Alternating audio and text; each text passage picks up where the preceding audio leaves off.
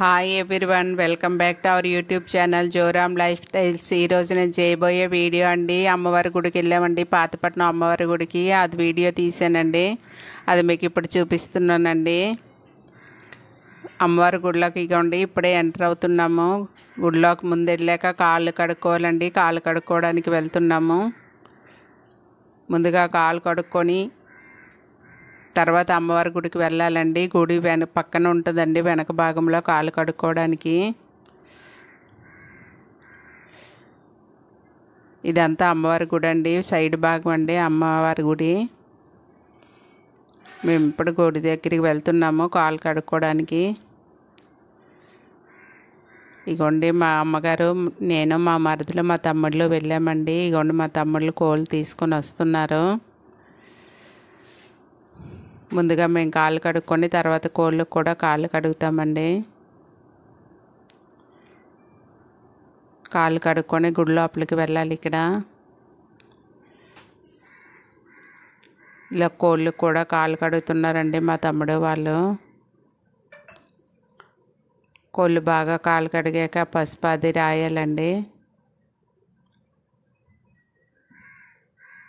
కోళ్ళు కడగడం అయిందండి. ఇప్పుడు పసుపు రాసుకుందాం. నిండుగా పసుపు రాయాలండి కాళ్ళకి, తలకి, అన్నింటికి.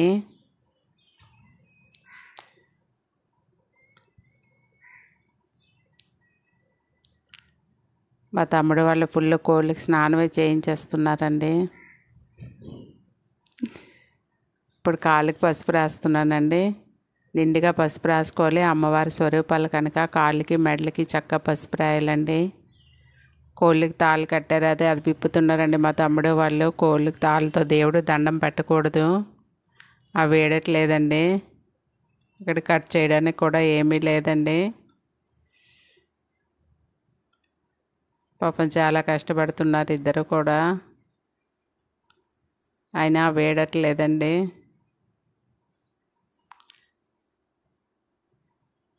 చాలా ట్రై చేస్తున్నారు. ఈలోగా నేను గుడి పక్క అంతా వీడియో తీసానండి, అదొకసారి చూద్దాము.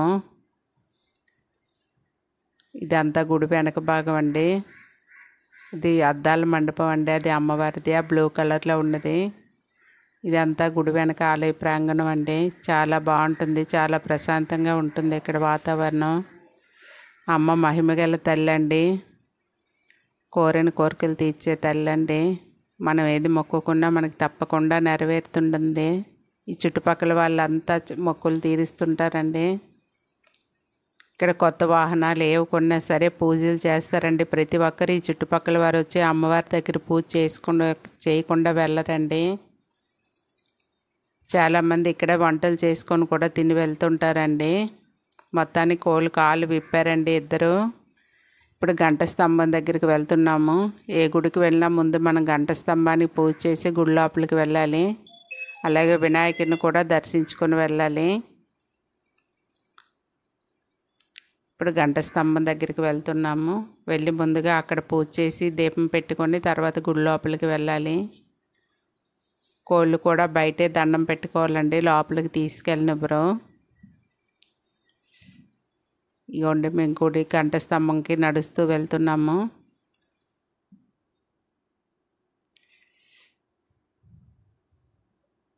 వచ్చేసామండి గంట స్తంభం దగ్గరికి. చూడండి అంత జనాలు ఉన్నారో. మేము వెళ్ళేసరికి మధ్యాహ్నం 12 అయిందండి. 12కే చాలా జనాలు ఉన్నారు. ఇప్పుడు పూజ చేసుకుంటున్నామండి పసుపు కుంకాలతోని. అలాగే దీపం కూడా పెట్టుకుంటున్నాము.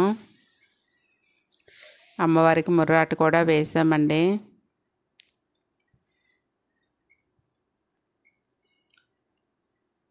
దీపం వెలిగించుకుంటున్న ముగ్గురు, నేను, మా అమ్మగారు, మా మరదలండి. దీపం పెట్టాక గుడి లోపలికి వెళ్ళాలి. ఇది వినాయకుడి గుడి అండి, వినాయకుడికి కూడా దండం పెట్టుకున్నాము.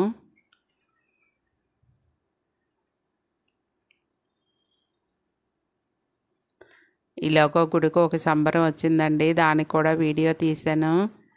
గుడి లోపలికి వెళ్దాం అనేసరికి ఆ వీడియో అయ్యాక కోళ్ళకి దండం పెట్టుకొని గుడి లోపలికి వెళ్తామండి. ఇదిగోండి అమ్మవారి సంబరం చాలా బాగా చేస్తారండి ఇక్కడ దేవుడి సంబరాలు. అమ్మవారి స్వరూపం అమ్మవారే వచ్చినట్టు ఉంటుందండి. చూడండి ఘటాలన్నీ అమ్మవారిని ఎంత బాగా అలంకరించారో. మొత్తం వీడియో తీసానండి. వాళ్ళు గుడి లోపలికి వెళ్ళేంత వరకు నిల్చొని అలా వీడియో తీసానండి దండం పెట్టుకుంటూ. మనకి ఎంతసేపైనా అలా చూడాలనిపిస్తూనే ఉంటుందండి అమ్మవారి సంబరం. ఇక్కడ ప్రతి సంవత్సరం ఆషాఢ మాసంలో కూడా పెద్ద పండగలాగే చాలా బాగా చేస్తారండి. చూడండి అమ్మవారి ఘటాలతో ఎంత చక్కగా అలంకరణ చేశారో. ఈ దండం పెట్టుకున్న మనకి అమ్మవారిని దండం పెట్టుకున్న ఫలితం వస్తుందండి. వాళ్ళ లోపలికి వెళ్ళాక మేము కోడి దండం పెట్టుకున్నామండి. గంట స్తంభం దగ్గర కోడికి దండం పెట్టి గుడి లోపలికి వెళ్ళాము.